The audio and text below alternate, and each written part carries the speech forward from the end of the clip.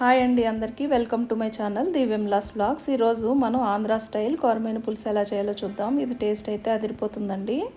1 KG కొరమేను చేపలు clean చేసి పెట్టుకున్న వాటిలో 1.5 టీ స్పూన్ కారం, 1/4 టీ స్పూన్ పసుపు, అలాగే 1 టీ స్పూన్ ఉప్పు వేసుకొని బాగా మిక్స్ చేసుకొని మూత పెట్టుకొని ఒక హాఫ్ అన్ అవర్ మనం పక్కన పెట్టుకోవాలి. ఇది ముళ్ళులు కూడా తక్కువ ఉంటాయి కాబట్టి పిల్లలైనా చాలా ఈజీగా తినచ్చండి. పెద్ద సైజు నిమ్మకాయ సైజు అంతా చింతపండు తీసుకుని నానబెట్టుకోవాలి. ఒక 2 ఆనియన్స్ కూడా మిక్సీలో మనం గ్రైండ్ చేసి పెట్టుకోవాలి. ఒక పావు కప్కి కొంచెం ఎక్కువ ఆయిల్ పడుతుందండి. ఆయిల్ కొంచెం ఎక్కువే పడుతుంది. ఆయిల్ వేసుకొని కడాయిలో ఒక హాఫ్ టీ స్పూన్ ఆవాలు, హాఫ్ టీ స్పూన్ జీలకర్ర, పావు టీ స్పూన్ మెంతులు, కరివేపాకు, ఎండుమిర్చి అది వేగిన తర్వాత ఆనియన్ పేస్ట్ కూడా వేసుకోవాలి. 1.5 టీ స్పూన్ వచ్చి అల్లం వెల్లుల్లిపాయ పేస్ట్ కూడా వేసుకోవాలండి. ఇది కొంచెం పచ్చివాసన పోయిన తర్వాత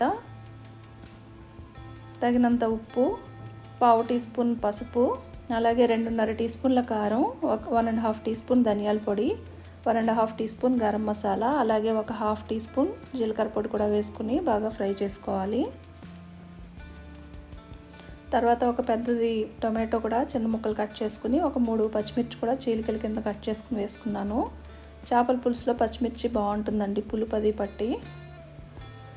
ఇది కలుపుకొని మూత పెట్టుకొని మగ్గనివ్వాలి.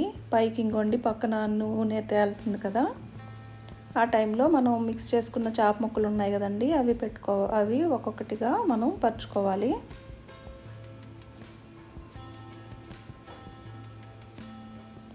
ఇది మనం గరిటతో కలుపుకోకుండా గిన్నెనే కదుపుతూ ఉంటే కొంచెం ముక్కలు అయ్యి విరిగిపోకుండా ఉంటాయండి.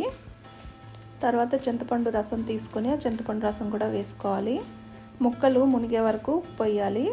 ఇది చింతపండు కొంచెం తక్కువైతే కొంచెం వాటర్ కూడా మిక్స్ చేసుకోవచ్చు.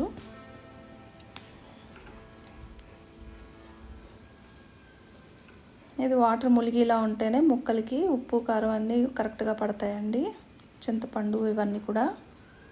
తర్వాత మూత పెట్టుకుని ఒక 5 నిమిషాల పాటు మరగనివ్వాలి. తర్వాత మామిడికాయ ముక్కలు కూడా చిన్న చిన్నగా కట్ చేసుకున్న మామిడికాయ ముక్కలు కూడా వేసుకొని తర్వాత మూత పెట్టుకుని ఉడికించుకోవాలి. చేపల పులుసులో మామిడికాయ ముక్కలు వేస్తే చాలా బాగుంటుంది టేస్ట్. ఇదిగోండి ఆయిల్ పైకి తేలుతుంది కదా, ఆయిల్ పైకి వచ్చిందంటే మనకి పులుసు రెడీ అయిపోయినట్టు. పైన కొంచెం కొత్తిమీర చల్లుకుంటే టేస్టీ కొరమేను పులుసు రెడీ అండి.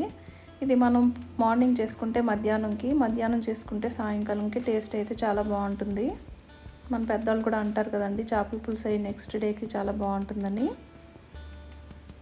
మీరు కూడా ట్రై చేయండి. అలాగే వీడియో నచ్చితే please like, share and subscribe. Thank you.